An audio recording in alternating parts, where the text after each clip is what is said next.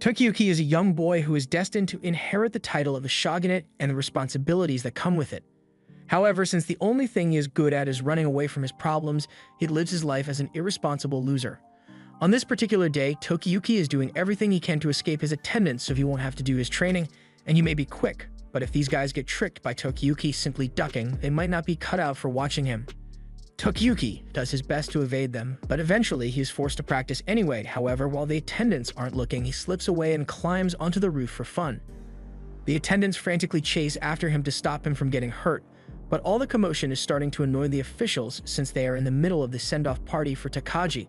The attendants lose sight of Tokiyuki, and he takes great pleasure in hiding from them between the horses, but he ends up getting caught by Takagi. Takagi compliments Tokiyuki for being so good at hide and seek, but he reminds him that this isn't the time for games. It's about to be deployed to war, and he hopes to prove his allegiance to Tokiyuki and his family by bringing them victory. Tokiyuki responds by wishing Takagi luck on his mission, and after that, Takagi gets up to leave with his friend who seems to have resting bitch face. Once they are gone, Kyoko shows up behind Tokiyuki and tells him that he doesn't need to be so nervous around Takagi and the others since he is the heir to the shogunate, so eventually he will be the one giving them orders. And as a bonus, he will get to marry her. But Tokiyuki doesn't remember ever proposing. Just then, Tokiyuki notices that the attendants have caught up to him, so Tokiyuki dashes off so fast that he manages to kick up dust on a wooden floor. Kyoko's attendant can't believe how immature Tokiyuki is, as even though he is technically a samurai, he is nothing like Takagi, and if he ends up inheriting the shogunate, he will probably end up becoming a puppet leader that can barely finish 3 sentences on his own like his father. Kyoko doesn't see anything wrong with being a puppet ruler since he would still get to live a lavish lifestyle, and that makes him a prime candidate for her to marry since she's a certified gold digger. Meanwhile, the attendants can't find Tokiyuki since he's a master at hiding once he gets serious. In fact, he's so committed to skipping training that he once hid inside an armor chest for 2 straight days, and yes, it would have been easier to do the 2 hours of training, but he was proving a point. The attendants check the chest just to make sure he's not hiding in there again, but since they don't find him, they leave to go search elsewhere. However, they fail to notice that Tokiyuki was hanging from the roof above them, so once they are gone, Tokiyuki makes his way down and is greeted by his elder brother who offers him a snack. They both climb up onto the roof to talk for a bit, and Tokiyuki's brother tells him that their father is pretty much useless, so it's for the best if he takes over as shogunate as soon as possible. Tokiyuki asks why his brother can't do it instead since he's the eldest son, but as per customs, since he is the son of a concubine, he can't inherit the position. And besides, he doesn't want to anyway. Just then, the attendants spot Tokiyuki and try to corner him so he has nowhere to run, but Tokiyuki goes, "Hold my dog," before running down the roof and jumping all the way to the adjacent one. He then runs through the compound and out into the Kamakura village where everyone is glad to see him. Tokiyuki eventually loses his attendants again, so he makes his way to a lone cherry blossom tree where he can see the entire village. He loves the village and its people, so he doesn't care about honor or status as long as he is able to live in peace here. People can call him a lazy coward for all he cares because he's fine with it, but all of a sudden, a girl on the ground speaks up and tells Tokiyuki that he's not lazy, nor is he a coward. Those are just small aspects of the monster that lay dormant inside him, or at least, that's what her father says. Tokiyuki is confused by the girl's sudden appearance, but then this dude pops out of nowhere and starts introducing himself. He's a Shinto priest named Yorishite Suwa, and he has been sitting in this tree all day because he predicted that Tokiyuki would show up here, eventually. Suwa seems like he's a little crazy, but he turns the crazy down a bit and tells Tokiyuki that he came to pray for the village, and since he is done, he will be heading to the shogunate to make his report. The girl with him is named Shizuku, and she is good with the secret arts, so he brings her along with him as an unpaid assistant. Tokiyuki is still suspicious of Suwa since no one knows that he likes to come to this tree, so Shizuku explains to him that her father seriously has the ability to see into the future, although his prayers are pretty much a scam. Suwa tells Shizuku that she didn't have to say his prayers were a scam, but to prove his ability to see into the future, he stares into Tokiyuki's soul and sees that in 2 years, Tokiyuki will become a hero who shakes the very foundation of Japan. Some people will worship him, and many others will fear him so much that he will change the fate of the entire country. Tokiyuki doesn't believe any of what Suwa just said, so he runs off since he's not paid enough to deal with strange men like him.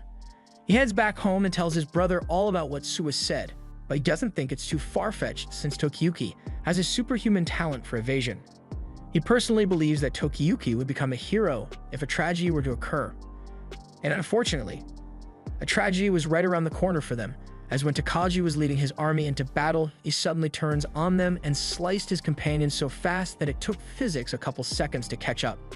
Word of Takagi's betrayal reaches Kamakura, and the officials can't believe what they are hearing. Not only has Takagi been secretly conspiring with Emperor Godaigo, he has also wiped out the army that was sent with him, and is on his way here to wipe them out as well. Before long, everyone who Tokiyuki cared about has been slain, and Takagi stands amidst the carnage in sheer ecstasy, because this brings him closer to the voice that guides him to become the ruler above all. As Tokiyuki watches his clan's corpses burn, he hears a familiar voice calling out to him. Suwa says he is here because his father wanted to make sure Tokiyuki would be able to survive. He predicted this tragedy, so he took precautionary measures and already has horses waiting past the hills so they can escape. However, Tokiyuki says he doesn't want to be saved since all of his people are dead, so he just wants to end his life alongside his father and clan. Suwa says he won't allow it since Tokiyuki's life is far too important. But to be honest, Suwa isn't sure if Tokiyuki's survival will actually change anything or not. Kamakura lies in ruin, and Tokiyuki still finds it hard to believe that it's all because of Takagi. They have known each other since Tokiyuki was a toddler, but he now knows that the smile on Takagi's face must have been a lie. Suwa offers to help Tokiyuki get his revenge, but Tokiyuki knows Suwa's smile must be fake as well. And in any case, he doesn't believe he can get revenge against someone like Takagi who destroyed Kamakura so quickly. Regardless of how heinous his acts are, history will inevitably remember him as a hero. So Tokiyuki just wants to die honorably like the rest of his family. Suwa says, "Alright, bet," and then pushes Tokiyuki off the cliffs so he can die as he wanted to. And as Tokiyuki falls to his impending doom, he has a sudden realization that death actually doesn't sound so good anymore, so he grips onto the side of the cliff and uses it to slow his descent and land safely. Upon seeing him, the invading army immediately attempts to kill Tokiyuki, but Tokiyuki's evasion skills are far too great for any of them to even touch him. Tokiyuki makes his way back to the top of the cliff and latches onto Suwa, who then tells him that his ability to survive and run away is what gives him the potential to become a hero, so he is the opposite of Takagi, who became a hero by killing. Of course, it's not possible to win by only running and hiding, which is why Suwa will provide him with all the allies and tools he will need to reach his goal. As long as Tokiyuki is still alive, Takagi will someday come for him. So before then, Tokiyuki needs to become strong enough to defeat him. While Kamakura was being destroyed, Tokiyuki's brother, Kumitoki, was desperately trying to hide from the invaders. But all of a sudden, a man shows up in his hiding spot. However, he is relieved when he sees that it is Munashige, his uncle. He says he came here to rescue Kunitoki, but Kunitoki is still really worried about Tokiyuki. So Munashige reassures him that Tokiyuki is probably safe since they arranged for Suwa to get him to safety. But right now, they need to get themselves to safety before they get spotted. Unfortunately, they get spotted sooner than expected, but Munashige tells Kunitoki that he will handle this, so he should stay here while he goes over to the samurai to talk things out. He says he might be able to convince them that Kunitoki isn't part of the Hojo family since he's not important enough for them to recognize. He makes it clear that was entrusted with protecting Kunitoki, and more importantly, he is the son of his dear sister. So he's going to do everything in his power to make sure he escapes alive, even if he has to lay down his own life. As he approaches the samurai, he tells Kunitoki to run away if things go wrong, but as soon as he starts talking to the samurai, Kunitoki sees Munashige pointing straight at him, and the wicked look on his face means things aren't looking good for Kunitoki. Meanwhile, Tokiyuki is having a nightmare where he sees the tortured faces of his family, and worse yet, he sees an even more terrifying sight: Suwa's face. Suwa is standing over Tokiyuki with his dazzling aura, and he comments on how cute Tokiyuki is while he's asleep. Shizuku comes over, and while she knows how much her uncle loves watching children sleep, Suwa is clearly making Tokiyuki's nightmare worse than it already was. However, Suwa doesn't care and decides to give Tokiyuki a harmless kiss on the cheek, earning him a place on the FBI watch list. Tokiyuki senses some criminal activity about to take place, so when he wakes up and spots Suwa about to kiss him, he jumps out of bed and climbs all the way up to the ceiling in fear.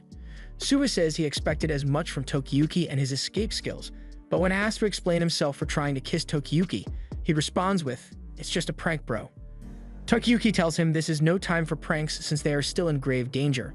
Suwa had said they would be able to hide out in his territory, but they've been stuck in Kamakura for a couple of days now, and they could be discovered any minute now. Suwa says the reason they haven't left yet is because the exit of Kamakura is more tightly guarded than he had thought, so they have to exercise patience until the patrols die down.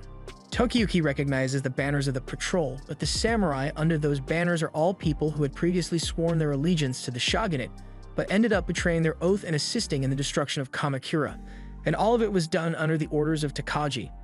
It is still difficult for him to believe that during all that time Takagi spent with him, he was plotting such traitorous plans. Shizuku tells Tokiyuki that he doesn't have to worry about their safety for now, since if the peril comes to search their hut, then they can easily fool them since their clothes make them all look like priests. Tokiyuki calms down a bit and lets go of the roof, but there's something he would like to ask Suwa. Earlier, Suwa had said something about reclaiming the country with his excellent ability to run away, but samurai are meant to fight while looking straight forward, so he has no idea how he's going to reclaim the country while running away.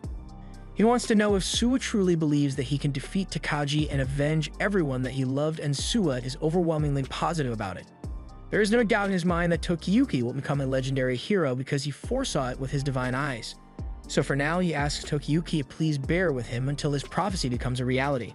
However, until then, he suggests they play a game of dice to pass the time, but while Shizuku and Suwa are busy setting up the game, Tokiyuki runs away. He doesn't think he can trust them if they are so relaxed that they can play a board game, so he decides to take matters into his own hands and find what remains of his home by himself. As he arrives at the scorched remains of the Shogunate Palace, Tokiyuki begins looking around to see if he can find anyone alive, but that's when he hears the voices of two men complaining that all the good stuff around here had already been looted. He realizes it would be bad if he was spotted here, so he starts looking for a good place to hide. But then he hears one of the men talking about an execution that happened this morning involving Kunitoki, and he can't stop himself from yelling that they are lying. He refuses to believe that his brother is dead, but he soon realizes that he messed up, since if these guys figure out that he is the son of the former shogunate, they'll rat him out. The men start asking Tokiyuki who he is, and he doesn't know what to say in this situation, but luckily Suwa and Shizuku show up just in time to cover for him by saying he is just an apprentice at their shrine. They say the shogunate had shown favor to them, and this boy happened to be really close with Kunitoki, which is why he thinks of him as a brother. Tokiyuki goes along with the story and asks the men if they can let him know what happened to Kunitoki, so they tell him that after the destruction of Kamakura, Kunitoki was entrusted to his uncle Munashige to get him to safety, but without a second thought, the man sold his own nephew out the first chance he got, all in hopes of securing a position of power for himself, and he seemed awfully proud about it too. After Kunitoki was captured, since he was a member of the Hojo clan, he was sentenced to death by beheading and was executed this morning. Upon hearing this news, Tokiyuki feels sick to his stomach and keeps muttering the words betrayal to himself. He can't make sense of why the Ashikagi family who had served them for generations would betray them, why their samurai retainers who had been faithful for years suddenly turned their back on them, and now even his uncle has betrayed them. It seems there's no one in the world whom Tokiyuki can trust, and despair is starting to get to him, but he is distracted by the blinding light of Suwa's aura. He tells Tokiyuki that he can see a part of Munashi's future, even if it's really low resolution. In his vision, Munashige is surrounded by a lot of enemy soldiers, but he is well protected. Tokiyuki asks to know where his uncle is right now, so since he is so curious, Suwa agrees to show him. It turns out that he didn't end up getting the position of power he was hoping for, since he basically ended up being reduced to a mere beggar. Munashige complains that he didn't get much of a reward for ratting Kunitoki out, but that may be because Kunitoki was an illegitimate child, so Munashige assumes that he will get treated a lot better if he managed to capture the legitimate child of the shogunate, so he has already begun making plans to capture Tokiyuki and sell him out to the Nida army. At least now, Tokiyuki knows what his first enemy looks like, and that the first step in Suwa's plan win by running away. He says he will explain the next step once they get back to the hideout, but Tokiyuki isn't feeling too confident about the situation, especially considering the fact that he neglected his martial arts training so much, but Suwa assures him that there's no need to worry about it, as he has some allies on their way who will be able to help Tokiyuki. However, these same allies are busy playing Suwa's version of Monopoly, so Tokiyuki can't help but doubt how helpful they will be. After everyone is done with the game, the two allies finally introduce themselves to Tokiyuki, and say their names are Kojiro and Ayako. They are the children of the Nezu and Machizuki families respectively, and both families serve the Suwa family, which by extension means they serve the Hojo family that Tokiyuki belongs to as well. Although both of them are the same age as Tokiyuki, they excel at martial arts, so Suwa encourages Tokiyuki to rely on them to help him get his revenge. A while later, Shizuku asks Kojiro and Ayako what they think of Tokiyuki, and Ayako says she thinks he is really cute, but Kojiro thinks he is pretty weak, so he finds it strange that Suwa asked them to help Tokiyuki. But since Tokiyuki can't fight for himself, they'll just have to protect him then. As night falls, Suwa tells Tokiyuki that it is time to face the demon that's after them, so he hands him a katana to use in battle. At the same time, Shizuku realizes that Munashige is in his way, so everyone gets into position and waits for his arrival. As Munashige shows up, he begins acting like he has been worried about Tokiyuki, and Tokiyuki plays along with it to lure him in for a sneak attack. Munashige asks if Tokiyuki is alone and says they should run away together for Tokiyuki's safety, but now that he is within range, Tokiyuki gives the signal for Kojiro and Ayako to attack. Unfortunately, there was enough time for Munashige to pull out his sword and block their attack, and he now realizes that Tokiyuki planned this ambush to avenge his brother. He didn't expect Tokiyuki to be smart enough to pull something like this off, but there's one thing their plan failed to account for. The reason Kunitoki was entrusted to him wasn't just because he was his uncle, he was appointed as his guard because he is strong. All he needs to do now is kill 2 random brats and chop off Tokiyuki's legs so it can't run away anymore, and once he has done that, he will be able to live the good life. Tokiyuki draws his sword to defend himself, but Munashige is much stronger than him, so he ends up getting blown back. Munashige mocks Tokiyuki for being too weak to avenge his brother by himself, but as he is charging at him, Kojiro jumps in to defend Tokiyuki. However, he too is inferior to Munashige's power. Ayako jumps in next, and she holds her ground for a couple of seconds at first, but then she gets overpowered and flung away. Even with the combined strength of Ayako and Kojiro, they are still gravely outmatched since none of them have got puberty yet, but they are up against a grown man. Munashige breaks away from Kojiro and Ayako so he can go after Tokiyuki again, and as he does so, he talks about how he prides himself on his ability to adapt to whatever situation he is put in. He would gladly murder a child if it was for his survival, just like he did with Kunitoki. He pushed him to the ground and mercilessly beat him till he was half dead so he could sell him out for his freedom, but now he is after Tokiyuki so he can gain some amount of favor with the Nida army. Munashige has backed Tokiyuki up against a cliff, but before Kojiro and Ayako can rush to his aid, Suwa calls out to them and says it's time for them to retreat. They don't understand why Suwa is telling them to retreat, but he just says they should sit back and watch Tokiyuki work his magic, because if anyone here can boast of adaptability, it's him. As Munashige is swinging his sword at Tokiyuki, Tokiyuki begins analyzing his movements and predicting his strikes before they happen. So no matter what Munashige does, he is always one step behind Tokiyuki, and it looks like Tokiyuki is enjoying it too. The way he dodges isn't something that can be learned through training, as it's more like a heaven-sent gift. Suwa believes that Tokiyuki isn't a coward, he just genuinely enjoys being chased. In a situation like this, one mistake could mean instant death, but Tokiyuki's very soul finds joy in such a crisis. During times when Kamakura was peaceful, Tokiyuki would spend his time dodging his responsibilities, but on the battlefield he becomes an untouchable monster, thriving on near-death evasions. Suwa asks the others if they are interested in serving a master like Tokiyuki now, and Kojiro's opinion has changed for the better. Although, Ayako still just wants to be his friend.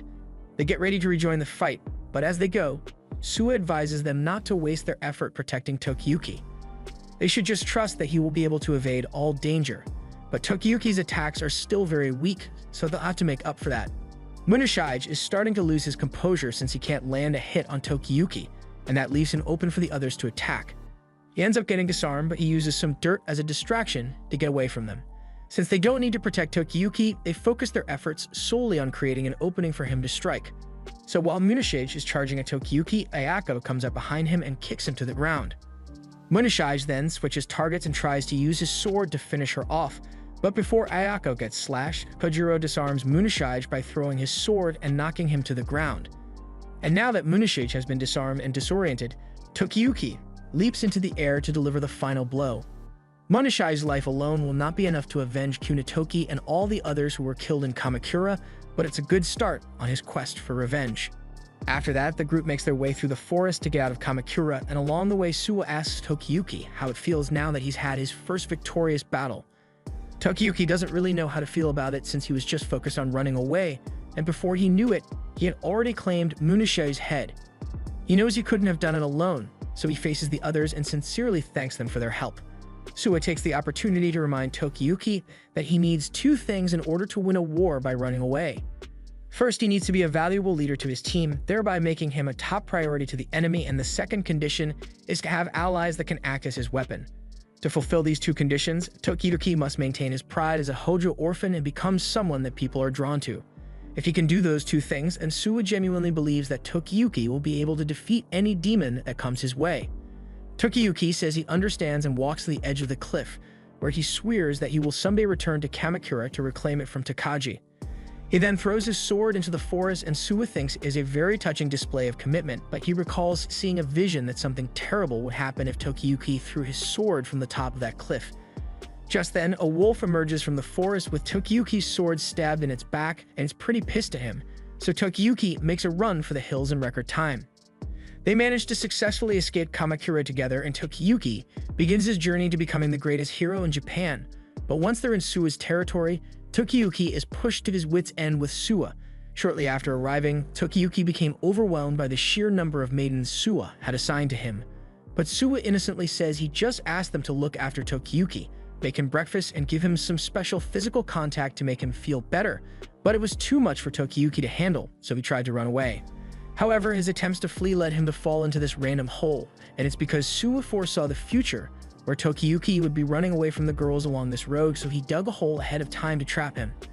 Tokiyuki still doesn't believe that Suwa can really see into the future, but Suwa says that since this place is full of holy energy, his divine visions get a huge boost, meaning no matter how hard Tokiyuki tries to run or hide, Suwa will know exactly where he is.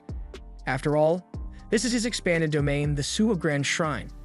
And now that he has explained things, it's time for Tokiyuki to begin his training arc. Tokiyuki still hates training, so he tries to make an excuse that he is still getting used to his new life here. But Suwa doesn't care, so Tokiyuki tries running away. Unfortunately, within Suwa's domain, all escape attempts are nullified by Suwa's foresight. Suwa gloats to Tokiyuki over him falling for another one of his traps, but Tokiyuki just wants to be let out, so Shizuku comes over and brings him a ladder. She apologizes for her father's behavior, as she knows all too well how annoying he can be, but she assures Tokiyuki that Suwa is harmless most of the time. As Tokiyuki climbs out of the hole, he thinks about how he should feel grateful to Suwa for saving his life, but he finds it hard to believe that Suwa actually knows what he is doing. Suwa's shrine is relatively small as well compared to the others, so he doubts Suwa actually has the means to help him reclaim Kamakura and defeat Takagi when the time comes, so he sees no point in practicing. Several days later, Suwa still hasn't gotten Tokiyuki to take his practice seriously, and everyone has gotten tired of digging holes to catch him, so they start complaining that Tokiyuki behaves like a spoiled brat. Suwa corrects them and says that Tokiyuki is actually an earnest person at heart, but he was raised to be a puppet ruler, so he has never had any real reason to put effort into improving himself. And the fault for his current behavior partially lies with Suwa, since he is just now realizing that he hasn't done anything to show Tokiyuki that he has the power to help him reclaim Kamakura. On this particular day, Tokiyuki has run into the forest since no one would expect him to leave on a rainy day, but it turns out he was wrong about that as Suwa shows up right behind him moments later. He already knows what Suwa is going to ask him to do, so he tells him that he doesn't see the reason why he should bother learning things like strategies of war when all he is going to be doing is running away on the battlefield even if Suwa's army is getting slain. Suwa promises Tokiyuki that there is no way that he can lose because he is a true god, and to prove it to him, he says he will stop the rain. Tokiyuki still doesn't believe anything Suwa is saying, but as Suwa rings his bell in the rain, it looks like he wasn't lying because all the raindrops stop midair and converge around Suwa before disappearing entirely. After that, Suwa calls on his soldiers with Spartan energy, showing Tokiyuki that he has an army of soldiers 10,000 strong who are ready to assemble at any moment. If Tokiyuki were to gain the qualities of a hero, that would mean there is an alliance between a hero and a god, and many more soldiers are sure to join their cause at that point. Having demonstrated his power, Suwa asks Tokiyuki what he plans to do now, and Tokiyuki reluctantly says he is willing to go back to his desk and start studying. He has decided to trust Suwa since he now believes he can become a hero with his help. However, as soon as Tokiyuki has said these words, Suwa tells everyone that they are free to go home now. Tokiyuki can't believe what he's seeing and asks Suwa where all that Spartan energy went, but Suwa just says his people can't be so energetic all the time. He then changes the topic and tells Tokiyuki that it's time to go study, whether he likes it or not. But as he is driving him off, he accidentally falls for one of his own traps. A while later, Tokiyuki has started getting used to life in Suwa's domain, so Suwa tells him it's time for him to acquire some retainers. A retainer is a vassal who forms a master-servant relationship with their lord and risks their life fighting for him. A ruler is nothing without his retainers, but since Tokiyuki tragically lost all of his family members and retainers, he has to start from nothing, so Suwa will introduce the candidates once more. First is Kojiro, the greatest swordsman of Tokiyuki's generation, and with his skill, he would be perfect for leading as Tokiyuki's military commander. Next is Ayaka with her unrivaled strength and artistic talent, plus even when in battle she remains as cheery as ever. Finally, we have Shizuku, who is attentive and well-versed in several secret arts, so as a servant, she would be great at taking care of the general affairs at home. All three of them may be as young as Tokiyuki, but Suwa assures him that they are people that he can count on. However, Tokiyuki still needs to get to know them and demonstrate that he is capable of making good use of their skills. If the four of them live together, then eventually, Tokiyuki will have a tight-knit relationship with them, and from there, he can recruit more talented individuals as they come across them. This is what Suwa likes to call the beginning of a hero's journey, but none of the others care about his reference. After Suwa has stopped talking, Kojiro asks Tokiyuki if he needs them to do something since they are happy to help him in any way possible. Tokiyuki is glad to hear they want to help him, but he doesn't really know what to have them do, so he ultimately asks to have fun with them by playing tag. However, Kojiro instantly refuses to do it. They've all seen Tokiyuki run, so a game of tag would be nothing but torture for them, but since Tokiyuki wants to have fun, Kojiro suggests that they all sneak into the homes of some of the samurai who betrayed Tokiyuki and take a fat dump on their doorstep. Ayako says she just wants to do push-ups, and Shizuku says she wants to stuff marbles down an anthill. They all have their own unique/disturbing ideas of fun, so Tokiyuki has no idea what to do until Ayako suggests they go hunting as a group. It's fun, it counts as training, and it doesn't involve pooping in anyone's home either, so Tokiyuki is fine with it. But he asks if Shizuku is allowed to go hunting since she's part of the shrine. Fortunately, she says it's not a problem since the god of the shrine is a god of hunting, so unlike other shrines, they hunt and eat meat a lot. After they leave, an attendant heads over to Suwa, while he's grilling some meat to inform him that Tokiyuki and the others have all gone out on a hunting trip. But he already saw that in a vision, as well as the trouble they will face in the forest, but it will be good character development, so he won't interfere. Meanwhile, out in the forest, the group is working together to hunt with Shizuku scaring the rabbit and Tokiyuki being tasked with shooting it, but he sucks at aiming, so he missed a clear shot at the rabbit. Kojiro says that the shot was impressively close, considering the fact that it was Tokiyuki who shot it, so he wants to give him a better line of sight so he can try again. He chops away at the tree branches effortlessly, and once there's a clear line of sight, he tells Tokiyuki to give it another shot, but before he can do so, Ayako frickin' chucks a boulder at the rabbit, and Tokiyuki is horrified by the power she possesses. But this isn't the first time Kojiro has seen Ayako turn a rabbit into a red splat on the ground. However, this time she missed the target, so the rabbit lives to see another day. But that life doesn't last long as it gets chomped by a huge boar. Kojiro has never seen a beast so huge, so Shizuku informs them of a rumor that was going around about a flesh-eating demon boar living in these woods. This is the trouble Suwa foresaw them getting into, but he believes it is important they learn to deal with bloodthirsty beasts because Takagi is far worse than anything they could encounter in that forest. As the demon spots the group, it charges straight at Tokiyuki, so Ayako pulls him to safety while Kojiro fires a shot at it, but the demon's hide is too thick to pierce with his arrows, so he calls for everyone to retreat to high ground. Kojiro doesn't think they can defeat the demon with just the two of them, so he suggests they run away back to the shrine. But Shizuku interrupts and says she thinks they can win this battle. She's conveniently saying this from the safety of a treetop, but she suggests that the others leave Tokiyuki to evade the demon while he leads towards that tree over there. And that's where Kojiro and Ayako will be waiting to take it out. Everyone is on board with the idea, aside from Tokiyuki, who's being used as bait. However, he doesn't have time to protest since the demon has already circled back and is coming after him again. He can't believe his retainers would actively put him in danger, but it's hard to argue with the plan's effectiveness when Tokiyuki is evading the demon so well. While he's leading the demon to the designated spot, Kojiro and Ayako prepare their means of attack, which involves shattering a piece of obsidian at the edge of the cliff, and once the preparations are ready, Tokiyuki asks them what he's supposed to do with the demon. Kojiro fires an arrow at it to face to get it to charge at them instead. As the demon is headed straight for them, they jump out of the way and bait it to ram into the tree and go flying off the side of the cliff, straight onto the obsidian spike. With that, the demon was defeated, and it was honestly a lot easier than Tokiyuki had expected.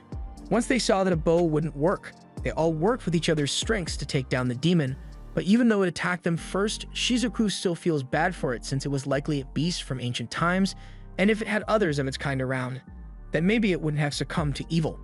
After their successful hunt, the team goes to the hot spring to cool off, and Kojiro suggests that the team should meet up here for strategy meetings from now on. Speaking of which, they need to decide on a name for their team, so they start coming up with a bunch of terrible names like the Sweet Tooth Travelers, which Tokiyuki immediately rejects. Their terrible naming sense aside, Tokiyuki is glad to have people like them around since they treat him like a friend to cheer him up, but they also treat him as their lord. Eventually, Ayako comes up with a name that doesn't suck, so from now on they will be known as the Elusive Warriors. After their bath, they all head back to the beast to cook it for dinner, but by the time they get there, Suwa has already completely devoured it somehow. Kojiro yells at Suwa for eating the whole catch, but he tries to justify it by saying the beast had succumbed to evil, so he was just purifying it with his divine stomach, but they aren't falling for his excuse though. Meanwhile, it looks like there's another person who can see visions of the future, and he knows Suwa is plotting something, so he's not going to let him get away with it. And at the same time, Takagi is currently to meet with Emperor Godaigo, and the Emperor is greatly pleased with him for destroying Kamakura in such a thorough manner, so he offers to let Takagi have any position he wants in the imperial court. Takagi says he is grateful for the offer, but he is a warrior at heart, so political power isn't his thing. However, the retainers behind him would be more than happy to take positions in the imperial court, and you can already tell from their faces that they are definitely not going to abuse their power. Everyone in the Emperor's palace thinks highly of Takagi since he was the sole reason the Emperor is now in power, so from their perspective, he's a god-sent hero. As Takagi's most trusted retainer, Morono, is helping him change, he has something on his mind that has been bothering him. He has been serving Takagi since they were children, so when Takagi decided to switch to the Emperor's side, Morono followed him without a second thought. However, it worries him that recently, Takagi's smile has become less and less human. Takagi smiles and tells him to stop saying stupid things since he needs Morono's help to bring support to the Emperor, but something is clearly not right with Takagi and Morono knows it, but he can't do anything to stop it. While on a hunting trip, one of Takagi's retainers shoots down a boar, and while Takagi is inspecting it, the retainer thanks him for the recommendation Takagi gave as it allowed him to be appointed as a governor. Takagi says it was a fitting reward since the retainer was the first one to betray the Hojo family and join Takagi's side, but within the retainer's territory is Shinano, and Takagi knows Suwa was one of the Hojo family's greatest supporters, so he is bound to be hiding some survivors in his territory, and he wants Sadamune to find and kill them. Sadamune says he is up to the task, as his eyes are the best in the land, so he's sure to spot any Hojo survivors. Meanwhile, Tokiyuki is finally training to use a sword, but he still sucks at it, and the others can barely believe that he can't cut a straw bundle. Suwa explains that Tokiyuki's muscles are so used to escaping that even when he is on the offensive, he is still instinctively pulling away. Kojiro tells Tokiyuki that he needs to put his back into it and train diligently, but Suwa says that's a bad idea since if Tokiyuki trains too much, his running away muscles will turn to attack muscles and then you'll have a mediocre swordsman with mediocre evasion skills. They move on from sword practice and test out Tokiyuki's archery, and surprisingly, he has great aim. Tokiyuki reveals that his father liked watching archery practice a lot, so he often took practice seriously and got pretty good at it. Since Tokiyuki shows promise with his archery abilities, Suwa decides that they'll put all their efforts into maximizing his archery skills. After all, soldiers would end up losing morale if all their commander did was run away, so Tokiyuki needs to learn a way to attack while he's running away. But it's not going to be easy to find an instructor who can teach him such an unorthodox method of fighting. Just then, someone comes to inform Suwa that Sadamune has come to pay them a surprise visit. Tokiyuki has never heard of Sadamune before, so they assume he must have been someone without much social standing, but just to be safe, Suwa asks Tokiyuki and the others to all go and hide in the shed for now.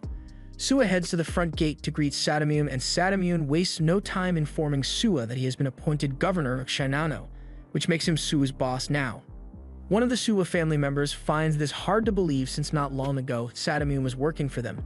But things change, and as the shogunate was falling, Sadamune made the wise decision to switch to Emperor Godaigo's side, and that earned him a favor.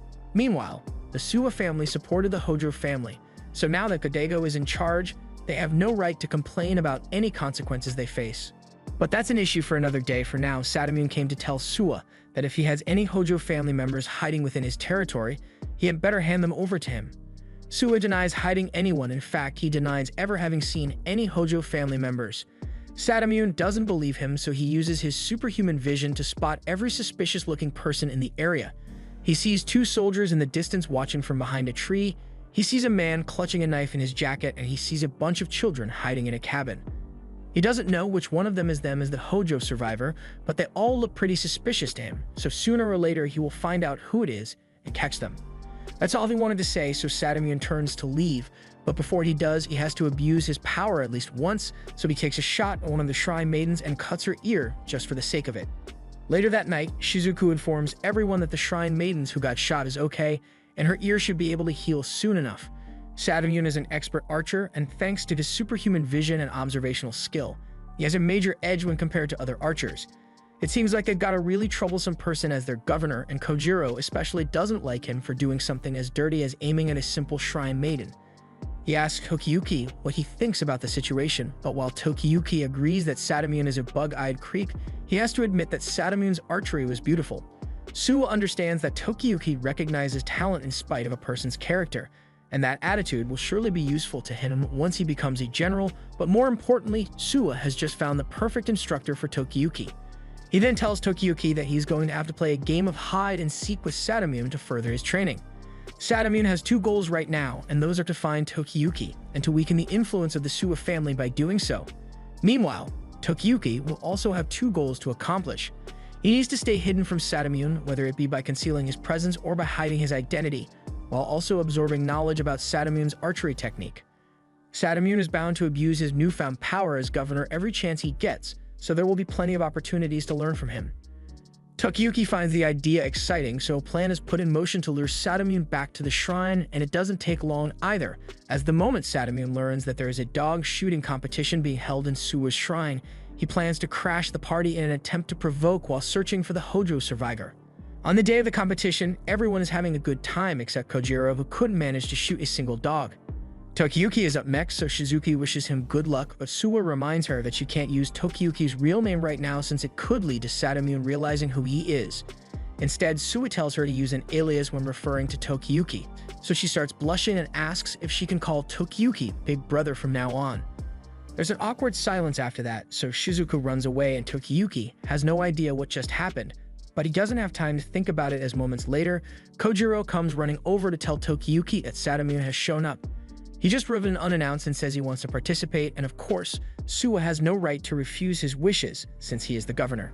Satamune is allowed to participate, so he is informed of the rules of the game, being that each contestant is only allowed to have 5 non-lethal arrows and scoring will be done based on the spot the arrow strikes, and the posture used to fire the arrow. He begins his round, so the dogs are released and Satamune begins firing at them with pristine accuracy.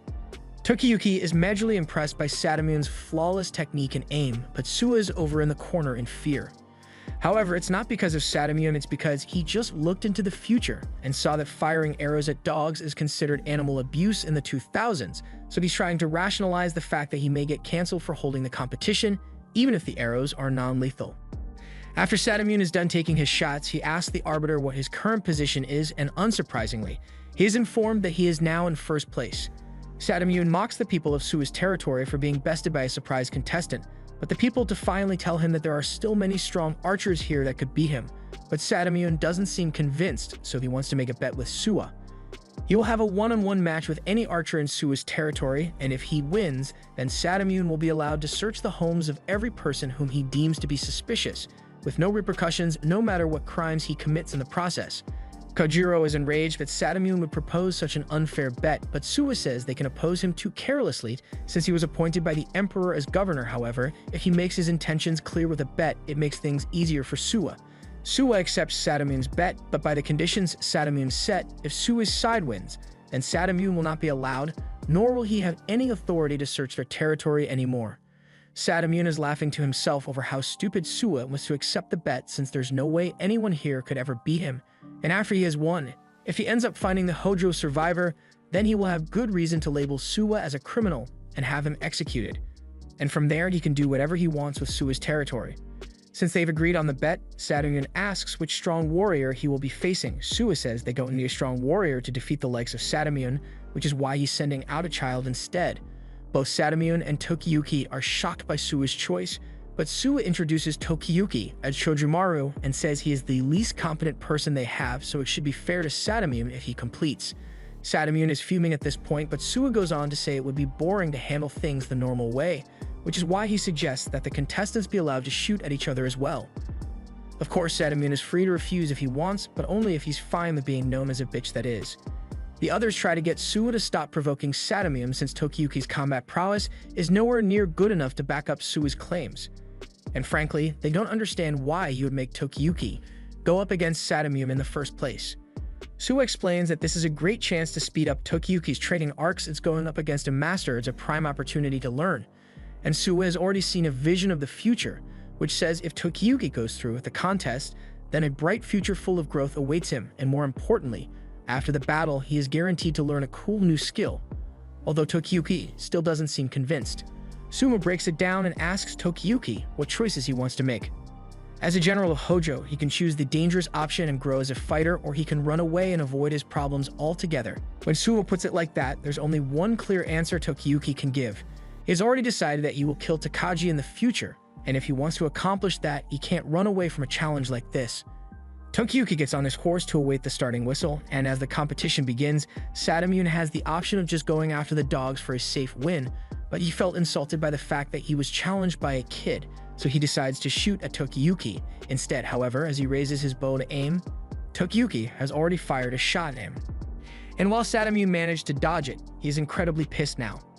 This was part of a plan Tokiyuki discussed with Suwa ahead of time, and the first shot didn't necessarily need to hit Sadamune, it just needed to make him angry enough to focus all his attention on Tokiyuki, no matter what. Once Sadamune's attention is gotten, he will focus all his efforts on striking Tokiyuki with his arrows, so Tokiyuki just needs to dodge. Sadamune doesn't fire rapidly, so Tokiyuki has some time to earn himself some points, and to help with this, Suwa informs Tokiyuki about the red dog, which was trained to be an easy target. Tokiyuki misses the first time, but he manages to hit the dog on his second attempt and earns 1 point. From here, Tokiyuki just needs to make sure Sadamune doesn't earn any points.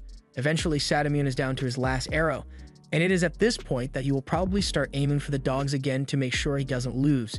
And while he is aiming, that's the moment when Tokiyuki should strike. However, while that was the plan, Sadamune defied Suwa's expectations by continuing to target Tokiyuki from his blind spot. And the second he saw an opening in Tokiyuki's defenses, he fires his last arrow and strikes him in the head, earning Sadamune 5 points. He is now in the lead by a wide margin, so he is confident that he will win as long as he stops Tokiyuki from making any good shots from now on. Tokiyuki takes a moment to inspect the wound on his head, and he realizes that if this were a real arrow, that he would have already been dead, and the odds of competition are stacked against him at this point. But rather than scaring him into giving up, the thought of his life hanging by a wire only excites him more. Tokiyuki tries to aim for a dog to earn some more points, but Sadamune keeps using his horse to knock Tokiyuki off balance and prevent him from aiming. The people are starting to believe there is no way for Tokiyuki to win, but Suwa's light begins shining as he yells out that Tokiyuki must combine his evading and shooting abilities if he wants to be able to beat Sadamune. It was a simple statement, but it made all the difference for Tokiyuki, because it's also clear to him now. When he evades, he can keep track of everything around him. So he knows that if he aims at a dog now, Sadamune will ram into him from his blind spot without a doubt. And it's impossible for Tokiyuki to hit a small moving target while evading Sadamune at the same time, but there's still one target that's big enough for him to shoot at in a split second. Tokiyuki takes an arrow and begins aiming at a dog to bait Sadamune into approaching him, and once Sadamune is within range, he turns around to aim at him instead. However, his position makes it difficult for Tokiyuki to line up the shot. Sadamune believes there's no way Tokiyuki can twist his body enough to get a good shot while he's mounted on his horse. But there's a simple solution for Tokiyuki. He just dismounts the horse and takes the shot at Sadamune's neck, knocking him off his horse and earning Tokiyuki 2 points. Suwa points out that a backward shot like that is only possible thanks to Tokiyuki's keen sense of balance and agile marksmanship. The others are really impressed with Tokiyuki, and it is officially decided that Tokiyuki's special move will be delivering back shots. And Suwa finds it funny, since he saw into a future where back shots mean something very different. Tokiyuki now only has 1 arrow left to fire, and Sadamune has fallen off his horse, so he is an easy target right now. However, since the score is still 3-5, Sadamune can still win if he prevents Tokiyuki from hitting a vital point with his arrow. He covers his head and throat in preparation for Tokiyuki's next shot, but as he approaches, Tokiyuki doesn't fire his arrow, instead jumping over Sadamune to deliver a signature back shot.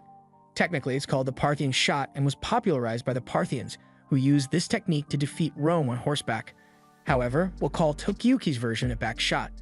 That last shot earned Tokiyuki 3 points, so he now has 6 points and has defeated Sadamune against all odds. Now that Tokiyuki has won, Suwa reminds Sadamune of the bet he agreed to, meaning from now on, he can no longer meddle in the affairs of the Suwa Shrine. Sadamune refuses to accept his loss and says the game was nothing more than entertainment, and Suwa sided with the Hojo family during the attack, so Sadamune could seize his land if he wants to. However, he still honors the bet and leaves the Suwa Shrine. But he still can't understand why Suwa would bring out a random kid to play for such an important bet. There was no way Suwa could guarantee that the kid would win, and now that he thinks about it, that kid had a sense of nobility to him, so Sadamune is starting to think that he might have been a part of the Hojo family. However, he quickly dismisses the idea because there's no way Suwa would be crazy enough to risk the kid's safety like that. Meanwhile, after Suwa is done risking Tokiyuki's life, he takes steps to ensure Tokiyuki's safety by arranging for people to spread rumors about him all over the country. This way, the soldiers will be forced to go investigate all of the rumors, and that will take attention away from Tokiyuki's training here so he can grow stronger undisturbed. Meanwhile, in a little hut in the forest, a man is on his deathbed while his son watches over him. The man tells his son about how he had a special set of skills, but the better he got at it, the more suspicious people got of him, until eventually his lord accused him of stealing and had him banished. Now in his final moments, he wishes to have his son carry on his principles and teachings, and before he dies, he has only one more thing he wants to teach his son. Bitches may leave you, and your homies may desert you, but there's one thing you can always trust, and that's money, son. Now get out there and use your skills to make some money. Genba took his father's words to heart, so he dons the mask to begin his career as a thief.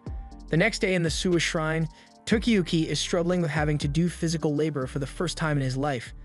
He doesn't understand why he is doing this if it isn't part of his training, but Suwa explains that since Tokiyuki is pretending to be one of the shrine's workers, it would be strange if he didn't have to do any chores, and they can't afford to draw any suspicion in case the enemy shows back up.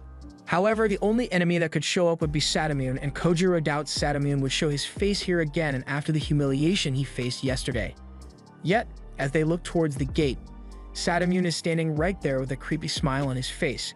After yesterday, Sadamune decided to be petty, so he went to the Emperor and got an imperial command, and he takes great pleasure in reading it out to everyone. It says the Empire has deemed Suwa and his people to be traitors for siding with the Hojo family, so as punishment, they will be forced to forfeit a portion of his land to Sadamune.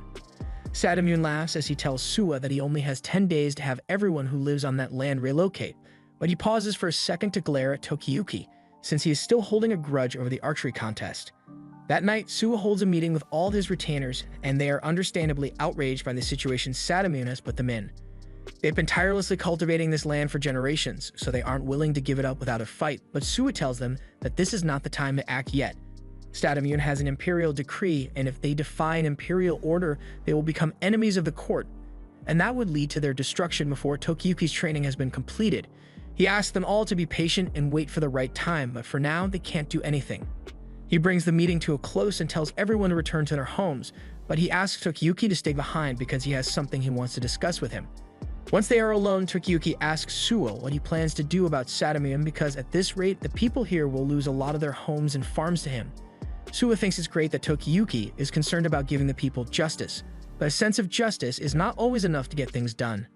Suwa tells Tokiyuki that he has been thinking about adding a new member to the elusive warriors, particularly the thief named Genba.